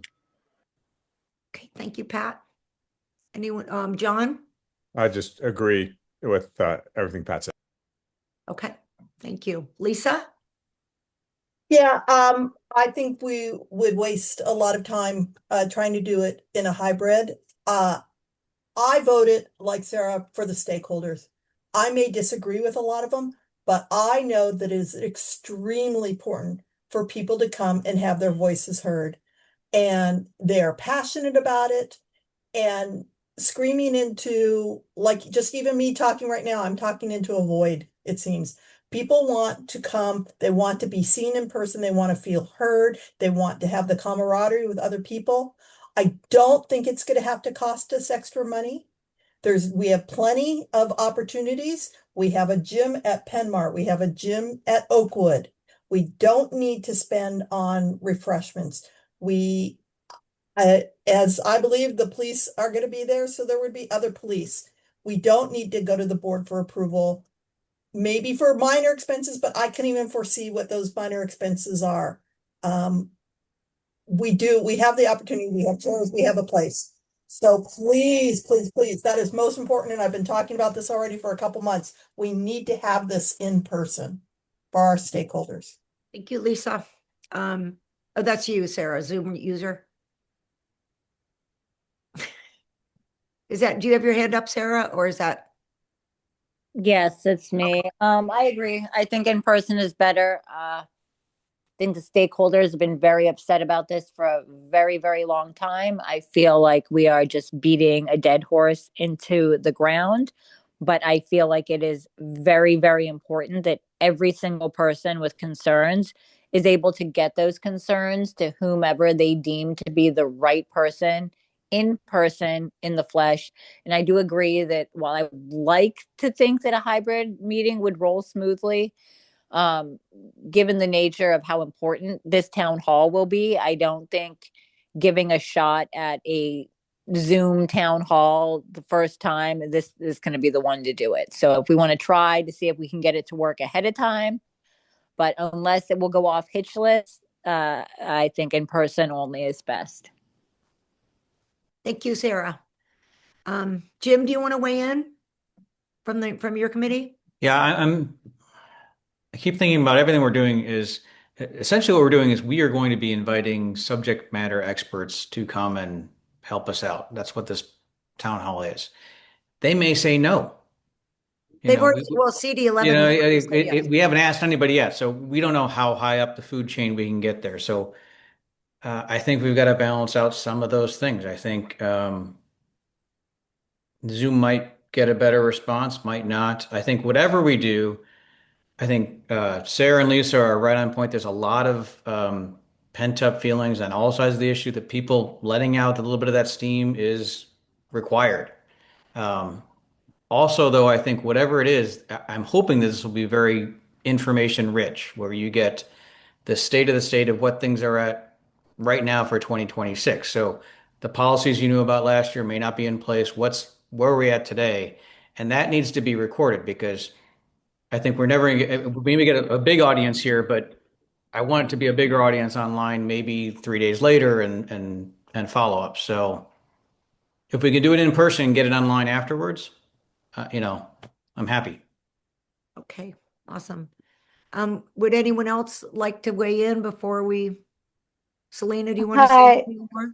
Oh, Julie, sorry. There you go. I'm sorry. I don't know how to raise my hand on my phone. Sorry. I'm just like waiting for a moment. Naomi, is it *9? Yeah. But I don't even have my key thing up. I don't even know how to get there. But anyway, I agree that I think in person is so much better. I mean, Zoom is awesome for the people that can't get there, but maybe we even reach out to our neighbors that are older that might not like to drive at night or whatever and get them there and help them, or reach out to everyone and get their questions and ask them for them. But I do agree that I think in person for this would be better. Thank you. Thank you, Julie. Anyone else want to weigh in? I don't know if I've already weighed in or not, Selena, but I agree. I'd love it to be in person. And I think recording it would be great, because I think there's going to be so much valuable information, and we might be able to put it on the VNC website, the video. And anyway, I have a feeling that since Tracy Park has agreed to come in person, that other officials are more likely to come, and they did say yes tonight, so that's awesome. All of them are going to come whenever it is. I mean, it just has to be starting in April, after April 1st. Yeah. The person that I talked about who could help us with hybrid could also help us with recording and in person. So, and again, we should crowdsource and ask other people too if they can help out. So great. If you know how to crowdsource, bless you know how to do all this stuff, I can tell. Okay, that's just a fancy word for asking the people if they have the talent or know someone who does, and would they mind volunteering? Right. Love it. Delegate. Okay, Erica. Thanks, Allie. I absolutely think it's essential that this is recorded, because one of the purposes is this is supposed to be educational, because this is going to keep coming up, and there is such a fractionation of the information. So it is supposed to be something that we can refer people to in the future and say, hey, I know that you're wondering about this. Go watch this town hall where they talk about all these different issues, and they can get their questions answered there instead of a lot of, again, misinformation being permeated. I feel that I personally love things that are in person because I like the human connection. I feel like it is much different when you can see somebody up close, their expressions, and hear the intonation in their voice. It is very different from a recording of, just a straight up Zoom. So I wanted to say that I just want to make sure that we do have it recorded, and that it is something that can be accessed in the future. So that to me is very important. And I think that we can make that happen. It's just a matter of making sure that has to happen. Thank you. So are there people in the public comment with hands up? Because I can't see. Yep. Here's one. Quickly, before we jump into public comments, I had a question about there are some things that are still in flux, right? There's some change coming. There's some lawsuits and opinions about the application of some of these rules that I think have we considered those in scheduling this town hall? I'm not quite sure. Do you understand that question, Selena? I don't quite understand that there's a lot of open-ended issues that are outstanding that don't yet have answers or directions. And so what about those items that are still pending that have not yet been addressed fully, don't have answers to? Are you speaking, for example, Pat, about the new law about RVs? And that I can't remember. Seems like often these town halls just become a way to kind of talk people off the ledge, let them know that, the terrible things they want to do. This is my opinion, of course, that it's not legal for them to do it. And it's just what these information sessions amount to. And I think some things have changed. There's some permissions that have been granted and new things happening, but there's still a lot of these things that I believe are yet to be decided. So that's why I'm wondering about, have we decided on the timing, and is the timing gonna take into account maybe even answering some of these questions so that we have more to give when we are meeting with people to tell them what the state of things is? Erica. Thank you. I wanted to address that. Let's all remember, this doesn't have to be the be all end all, just one town hall. We can do a follow up, in 6 months, or if something does happen that comes down the pike that we need to address, we can do that. The urgency of this particular town hall is because there's been so much controversy about things right now there's been things brought to a bunch of different committees, and it's a very in the face issue that needs to be addressed so that people can have some answers. But we absolutely can revisit that. And also, in my hearing about the workshops, I really think that's something we might want to consider in the future, is having some sort of a workshop. I don't want to take time with this, but I want to think about how that could play out and be a resource tool that we could use and implement ongoing so that new information can be disseminated for people who really care and are interested in that topic of specific things about this issue. If that makes sense. I'm sorry, workshops with about this topic, about the homeless. With whom as a specialist? That would be determined at the time. I'm just saying it's a possibility of using that as a tool going forward, as a follow-up for maybe when things do change or things like that. Or we do another town hall that's like visiting what's happening now, or here's the current updates. So just people remember that this doesn't have to be the only town hall we ever do on this. We could do a follow-up if there really are significant changes that come. Selena, you're really knowledgeable about the laws and everything. Do you want to address Pat's question? You know, like what's pending and timing and stuff like that, or because I'm not as knowledgeable as you are about things that are pending. Well, I mean, there's things happening all the time. There's new state laws being proposed. There's new things being proposed in the city council. I mean, the only legal thing that I'm aware of is with regard to implementing AB 630, which is the new state law that went into effect on January 1st. I mean, historically, there's on this topic, in the bigger sense, I mean, there's been tons of lawsuits about different aspects. If people want to ask questions at the town hall about that, they can ask questions and we can find out what the latest is about any issue, really. I don't think that this should prevent us from moving forward, though. Okay, great. If Pat wants to connect with me and share more information and I make it part of the planning document, just let me know. Okay. Lisa, is your hand newly up? I can't tell.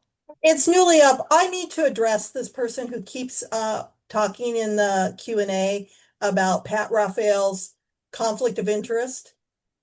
Let me state for the record again, we all have different varying opinions. We all come from different backgrounds and aspects.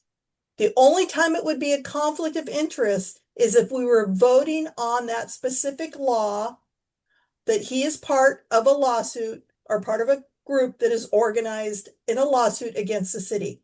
We are not voting on anything. If we were, then he would have to refrain. But at this point, being on a committee, offering an opinion is no different than somebody who is on the opposite side of the spectrum, who is against and wants to see all RVs removed. Everyone has a right to talk. He will abstain, he will refrain or recuse himself if we were actually voting on it. But planning and being part of a committee, we can all be here. And as I said, the chair of this committee said a really balanced committee of all varying opinions to give a very broad answer and to represent all of Venice together. Okay, thank you, Lisa. Jim, you're welcome. Is your hand Yeah, newly yeah. up?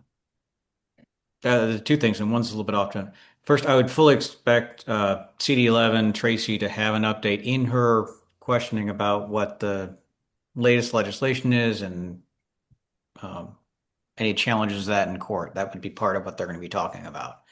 I also wanted to think too about the questioning, because we're going to have the subject matter experts, and I think that we have to be realistic in that we probably already have way more questions that they're going to have time to answer. And we're going to have to go through and kind of triage those and prioritize those. So if they come in and we say, hey, these are the top 5 questions, and if we have time, maybe we get to the 7. I want to take questions at the door, but realistically, how do we put that in there? And even the ones that we get ahead of time, maybe we go to the subject matter experts and we say, hey, we want to have the town hall. We're going to do some questions in line, but also we're going to invite you to answer online afterwards the questions we can't get to. And we just continue on the web with those things. That way, if we have questions come in, it's not oh my God, if we don't get into this one town hall, it's never going to be heard from again. And we kind of keep rolling with it. I don't know. I mean, I don't know. I mean, and again, we'll talk about this as a subcommittee and get some other people. But one of my thoughts, Selena, that I thought worked really good at a town hall is that we do give a lot of the very specific questions about policy and enforcement and all of that. Very, that we want real specific answers from the different departments, and then open it up to Q&A afterwards, after the panel speaks for a given amount of time. Because I just think, again, this is such a big volatile issue right now. People really care that they also want to, as well as hear, which is very important, the information. I think they also want to be heard. So we can talk about that balance, I think. Erica, is your hand up new, or should we go to public comment? Sorry about that. No, let's lower that. Go right ahead with that, people. Okay. So do we have any public comment on the question of in-person or that kind of format? I can't see. We have a few hands raised. We can start with the phone number ending in 521. You're now allowed to talk. Can you hear me? We can. Okay, people of California here. So I would like to point out well, first off, I support in-person meetings. I don't support Zoom meetings. I think hybrid meetings are an easy way for people to phone it in, and I don't think they're manageable, and I don't think they're practical. So I think a real meeting could be in the daytime, doesn't have to be at night, could be, a Saturday meeting that's 6-8 hours, who knows, at the, at a gym at Penmar or something. But what I did hear earlier was people talking about 4182 and this new state assembly bill. First off, those aren't law. Those are rulemaking. Jim Crow laws were never the law. They were unconstitutional rulemaking enforced as if they were the law. They were public policy. Public policy is wrong all the time. That's why we have courts that overturn things all the time. And so you're asking, a lot of these people seem to be like they're asking for, immediate imposition of, things that are going to cause irrevocable harm. And at the end of the day, the city is going to wind up getting their asses sued off over this. And I think the state, when it says, there's separate special property rights in two counties, in two counties like Alameda and I'm sorry? She's just saying that it's time. Okay, well, let me just say that when they say there's a special law for property in Alameda and LA, that's blatantly unconstitutional. And the one law that they just passed only applies to immobile, undrivable vehicles. Thank you. Thank you. Next is Nick. You are now allowed to talk. Yeah, regarding the format, I think there's a couple of things. I think you need to put, probably this is going to be at least 2 hours. If you're going to have a live meeting, you better pick someone who knows how to moderate and can be a strong moderator.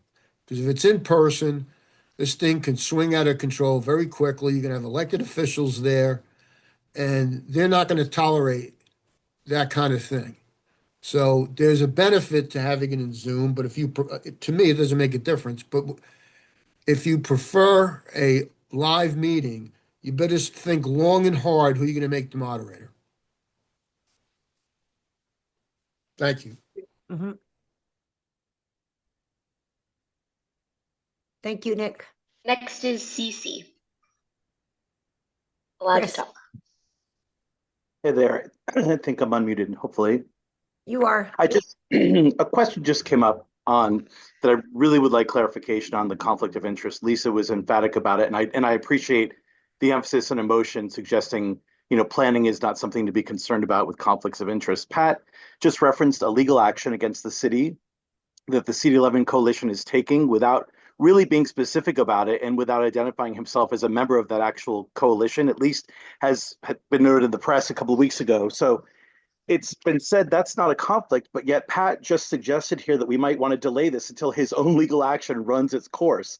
To me, that is a concern that, I mean, maybe the press was wrong. Maybe Pat's no longer part of that coalition as of 2 weeks ago, but it would seem that it's a conflict of interest to be planning something and suggesting even like randomly, like maybe we need to wait until my legal action runs its course for the rest of the stakeholders to have their time. So I would really just hold on a second, Lisa. I would really appreciate that be clarified and that the folks that are taking legal action against the city identify themselves so that all of us know that the folks planning this either are or are not involved in stopping the city from taking action. I think that's super important for the stakeholders here to all know. And Pat, this is not personal, but if That you're is the taking end of legal, your time, we need to know unfortunately. that. Thank you so much. Thanks for the time. Thank you, The Chris. same could be said about the anti-Dell Sarah, people. you have to raise your hand. Thank you. Well, I should No, they clarify should. that Pat, Please, everyone, please. Nobody should be responding. Sarah, raise your hand. Please raise your hand. Okay. Next I'm sorry. is Lydia. Allowed to talk. And Pat, I'll let you answer that later. A lot of Okay, so Yeah. Whoops. I'm sorry. No, go ahead, Lydia, and then Pat. A lot of mansplaining, you know, I just really deep consideration. I think 27 pages of deep consideration by a woman is definitely part of the facilitating deep consideration. I think you should have it in person, and I think that the fallback in case there's some kind of widespread disease again, some kind of widespread pandemic, that we should go back to Zoom, or if it's inclemental weather, whatever it is, you know, we have Zoom to fall back on. And you know what? I think I really would like for people to disclose if they're pedophiles or rapists in house behind closed doors. How about that? How far are we going to take this? This is ridiculous. Thank you, Lydia. I'm sorry, Pat, did you want us to? Yeah, I just want to address that, like the rumor mill is really making up things that aren't happening in reality. I am not aware of any lawsuit that we have against the city that I need to be disclosing.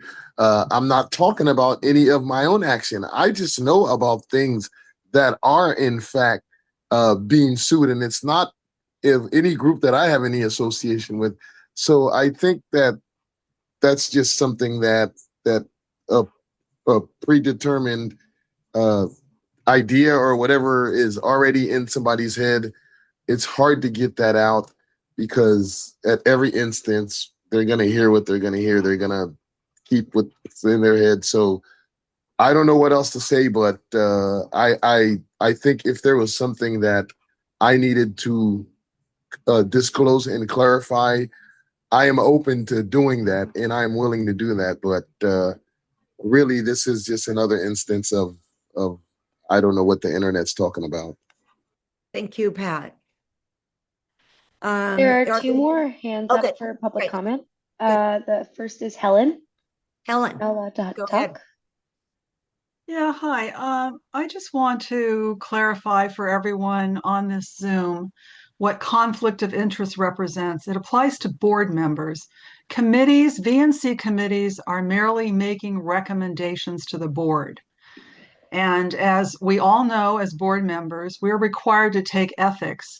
Committee members, stakeholder committee members only take only sign off on the code of conduct.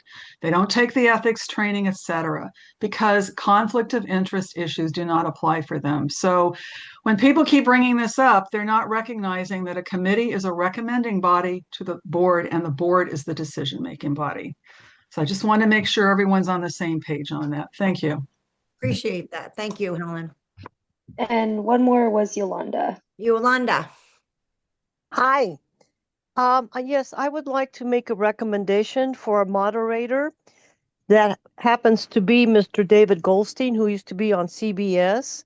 He's a very dear friend of somebody who used to be on the board. And I've called him for moderating in other parts of the city for us.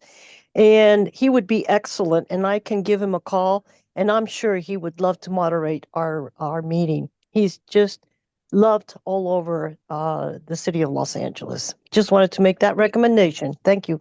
Thank you, Yoli. Because it's getting close to 8, Selena, I mean, I think that we've covered a lot. I know that this was kind of a strange meeting, but we had the opportunity, so I thought we should just grab it in the interest of time, because I know people are sort of anxious to get this town hall rolling. So I thank you, Erica and Selena and Jim, for agreeing to collaborate, even though we haven't really met in person yet. And I think it's a great idea that came up personally, to have a, whatever we call it, subcommittee, with, the 4 of us and then a couple of other people. We can talk about all that stuff, what. And then we can hash all this out. Now, I mean, I actually did hear some things tonight that I hadn't thought about, and that was really helpful. We're talking about somebody to moderate the meeting. I can get. Oh, wait, Yuli, you have to mute yourself. So Selena, would you like to say anything in sort of closing us out? And first of all, thank you. Bless your heart for all the incredible amount of hard work you've done. Really, thank you. So I took copious notes with what everybody said. I can tell with the in-person versus Zoom versus hybrid, in-person won. So we will definitely make a note of that. On your agenda, are we able to make any kind of motions here or no? Unfortunately, I didn't put any motions on this agenda, so Okay. it's too late. Well, So- what do you want to make a motion about? Well, we should definitely make that motion about in person and make the funding request. We can do that without an in-person motion. The funding request. Erica can do that. She told me. Yeah, that's something I would do, but we would have to pass. That could come through my committee in a meeting. So, but there's also this is what people need to know really quick about in person. To apply for permits to be at different locations and things like that, there are set time periods that I have to adhere to. So that is one of the things that does impact when it could be, and also the availability of the facility. So those are the kinds of logistics that do come into play and can impact when we actually can have it and how much it costs. And because there could be costs, even if it's at a city facility, of certain things that, like if things have to go overtime, or there are things that we could incur. It doesn't need to be a tremendous amount of money, but there are some costs that would possibly be incurred.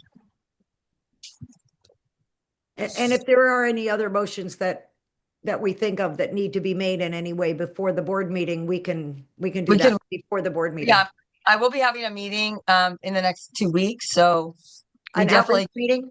Yes. Yeah. Oh, yes. good. Okay. Well, we could do it there. Yeah, that's what we'll put through. Okay. Yeah. Other than that, I think this was a good first meeting, despite all the unusualness about how we did this. I'm just really glad that we've got the ball rolling, and we can really kind of start planning in earnest. And I'm really looking forward to working with both you, Allie, and Jim. And if people are interested in being part of the committee, maybe we should just ask them to contact us. If we're going to add a couple extra people to the subcommittee. And everyone else, if we're having public meetings, then obviously you're invited to come and give public comment like you did tonight. So I feel like if we all work together and we've got all this input, because I heard some stuff too that I hadn't thought of either, and there were some really good ideas. So I want to try to incorporate that. But yeah, I'm just happy about how we're working this process out, and I just want this to be, the best effort that we can put forward. And like I said, I want to make sure we put the stakeholders first, and that they get their questions answered, and that we kind of create this community understanding on this topic moving forward, which I think will address all of the kind of conflicts that are happening too, if we're all on the same page. So awesome. In that spirit is, this is unusual it's not really the right way to do this, but does anyone have anything that they would like to say in that spirit, like as we close out? Any members of the public or the board? I just want to thank everybody for their participation, their interest, and their commitment to show up and participate. Yeah, thank you all for coming. A lot of people showed up, and I'm really, really grateful for that. Yeah.